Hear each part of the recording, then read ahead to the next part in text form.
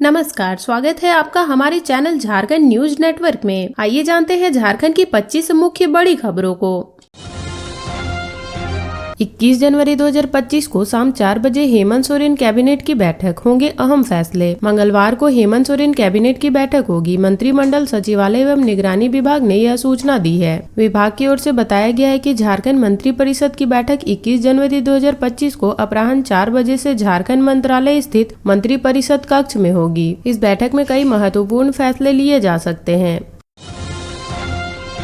गुमला के कुख्यात नक्सली रामदेव की सुरक्षा बलों से मुठभेड़, हथियार छोड़कर भागा झांगुर ग्रुप का सुप्रीमो। झारखंड के गुमला जिले में कुख्यात नक्सली रामदेव उरांव को गुमला पुलिस, एसएसबी और झारखंड जगुआर ने घेर लिया। सुरक्षा बलों ने उसी की मांग में उसको घेरा। सुरक्षा बलों के जवान रामदेव के गढ़ देवरागानी जंगल में घुसकर उसे घेर लिया है। सुरक्षा बलों से घेरने के बाद रामदेव उरांव अपने गिरोह के साथ हथियार छोड़कर भाग खड़ा हुआ। हालांकि सुरक्षा बलों के जवानों को उम्मीद है कि रामदेव उसी इलाके में कहीं छिपा हुआ है, इसलिए जवान रामदेव की तलाश में जंगल की खाक छान रहे हैं। पुलिस ने बताया कि रविवार को दोपहर में पुलिस फोर्स और सुरक्षा बलों के जवान देवरागानी जंगल में घुसे। रामदेव उरांव पहले से ही वहां छिपा हुआ था। सुरक्षा बलों के जवानों को देखते ही रामदेव ने उन पर फायरिंग शुरू कर दी। पुलिस ने भी जवाबी कार्रवाई की। पुलिस को भारी पड़ता देख रामदेव उरांव वहां से भागने लगा। देवरागानी का पूरा इलाका घने जंगलों से घिरा है। इस क्षेत्र में कई पहाड़ी गुफाएं भी है, इसलिए रामदेव क्षेत्र की भौगोलिक बनावट का फायदा उठाकर इलाके में कहीं छिप गया है। पुलिस अलग अलग इलाके में रामदेव की तलाश में जुटी हुई है। रांची और गुमला में ले सकेंगे स्काई वॉक का आनंद, बनेंगे 3 ग्लास ब्रिज। झारखंड की राजधानी रांची और गुमला जिले में भी पर्यटक स्काई वॉक का आनंद ले सकेंगे। जी हां, बिहार के राजगीर में बने ग्लास ब्रिज की तर्ज पर झारखंड में भी पर्यटक ग्लास ब्रिज का स्काई वॉक का मजा ले सकेंगे। मुख्यमंत्री हेमंत सोरेन के निर्देश पर पर्यटन विभाग ने रांची के दसम फॉल और हुंड्रू फॉल के अलावा नेतरहाट के मैग्नोलिया पॉइंट पर भी ग्लास ब्रिज बनाने का फैसला किया है। इसके लिए जमीन उपलब्ध हो गई है। पर्यटन विभाग ने राजगीर के स्काई ब्रिज का निर्माण करने वाली परामर्शी कंपनी से संपर्क किया है। परामर्शी को तीनों ही स्थानों पर ग्लास ब्रिज का निर्माण करने के लिए योजना की विस्तृत रिपोर्ट तैयार करने को कहा गया है। फिलहाल पूरे देश में केवल 2 ही ग्लास ब्रिज हैं। सबसे पहले सिक्किम के पेलिंग में पर्यटकों को स्काई वॉक ले जाने के लिए ग्लास ब्रिज बनाया गया था। इसके बाद बिहार के राजगीर में ग्लास ब्रिज का निर्माण कराया गया है।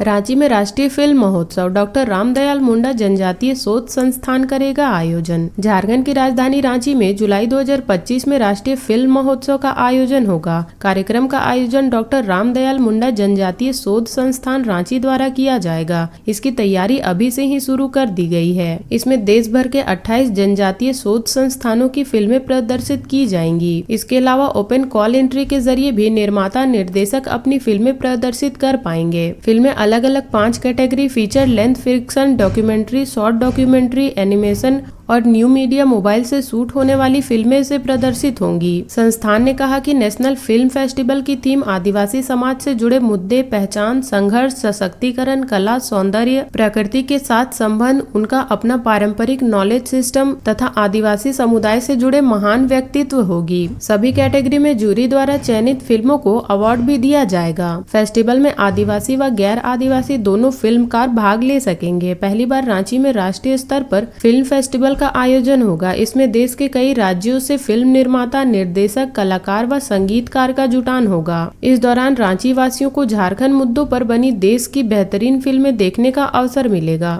इसके अलावा इस फिल्म फेस्टिवल के जरिए आदिवासी मुद्दों के प्रति समझ बढ़ाने की भी कोशिश होगी।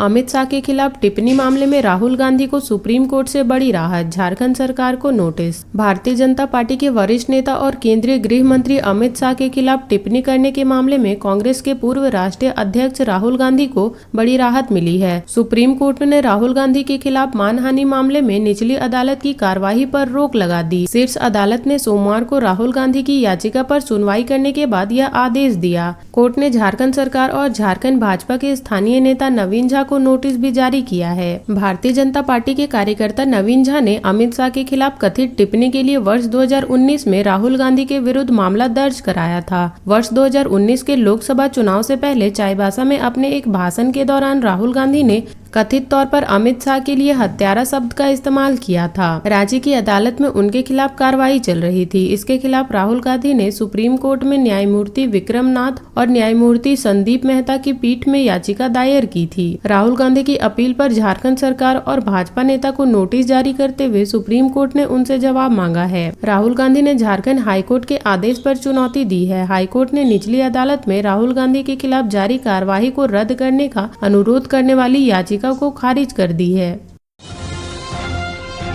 रांची का तापमान 5.2 डिग्री। जाने कैसा है झारखंड के अन्य जिलों का हाल। झारखंड का मौसम बदला बदला नजर आ रहा है। दिन में कड़ी धूप की वजह से लोगों को ठंड से राहत मिली है, लेकिन सुबह और रात को कनकनी से लोग परेशान हैं। राजधानी रांची के कई जगहों का तापमान 5 से 6 डिग्री के बीच पहुंच गया है। भारत मौसम विज्ञान विभाग ने सोमवार को यह जानकारी दी है। मौसम विभाग ने कहा है कि सुबह और शाम में हवा की वजह से तापमान में गिरावट आ सकती है। राजधानी रांची के 4 मौसम केंद्रों में से 3 ने तापमान के जो आंकड़े जारी किए हैं उसमें कहा गया है कि 2 जगहों में न्यूनतम तापमान 6 डिग्री से नीचे है। कांके का न्यूनतम तापमान 20 जनवरी 2025 को 5.2 डिग्री सेंटीग्रेड रिकॉर्ड किया गया और नामकुम में यह 5.5 डिग्री सेंटीग्रेड रहा। कांके का अधिकतम तापमान 22.6 डिग्री सेंटीग्रेड और नामकुम का 23.7 डिग्री सेंटीग्रेड रहा। हीनो का उच्चतम तापमान 25.6 डिग्री और न्यूनतम तापमान 10.9 डिग्री सेंटीग्रेड दर्ज किया गया। मौसम विज्ञान की ओर से जारी वेदर रिपोर्ट में कहा गया है कि राजधानी रांची का न्यूनतम तापमान 0.7 डिग्री सेंटीग्रेड से बढ़कर 10.9 डिग्री सेंटीग्रेड हो गया है, जो सामान्य से 1.5 डिग्री सेंटीग्रेड अधिक है। वहीं उच्चतम तापमान 0.6 डिग्री सेंटीग्रेड बढ़कर 25.6 डिग्री हो गया है, जो सामान्य से 1.4 डिग्री सेंटीग्रेड अधिक है।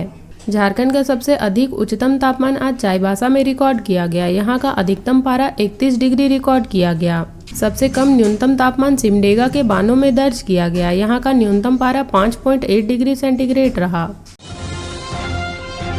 झारखंड में ट्रैफिक पुलिस का कारनामा। कार मालिक को भेज दिया बिना हेलमेट गाड़ी चलाने का चालान। झारखंड की राजधानी रांची में ट्रैफिक पुलिस किसी भी ट्रैफिक नियम का उल्लंघन करने पर चालान काट रही है। चालान वाहन मालिकों को मोबाइल नंबर पर भेजा जा रहा है। ट्रैफिक पुलिस चालान भेजने में कई बार गलतियां भी कर रही है। गलत चालान मिलने पर वाहन मालिक परेशान हो रहे हैं, काम छोड़कर ऑफिस के चक्कर लगा रहे हैं। ऐसा ही एक मामला राजधानी भंडार बाजार के संचालक सुमित केसरी के साथ हुआ। सुमित केसरी को ट्रैफिक पुलिस की ओर से 17 जनवरी 2025 को उनके मोबाइल पर एक चालान भेजा गया। चालान में फोटो में साफ दिख रहा है कि 2 पहिया वाहन है। स्कूटी चालक बिना हेलमेट पहने स्कूटी चला रहा है। सुमित केसरी 4 पहिया वाहन का मालिक है। सुमित केसरी का कहना है कि इतने संसाधन के बाद भी ट्रैफिक पुलिस आंख बंद कर कर काम कर रही है। ट्रैफिक पुलिस के ऐसे कारनामों की वजह से लोग परेशान हैं। उनका कहना है कि छोटी छोटी गलती के कारण लोग कई दिन तक परेशान रहते हैं। उधर ट्रैफिक एसपी कैलाश करमाली का कहना है कि चालान काटने के लिए मैन पावर बढ़ाया गया है। आने वाले दिनों में इन समस्याओं को दूर कर लिया जाएगा। हाल के दिनों में चालान की संख्या बढ़ी है।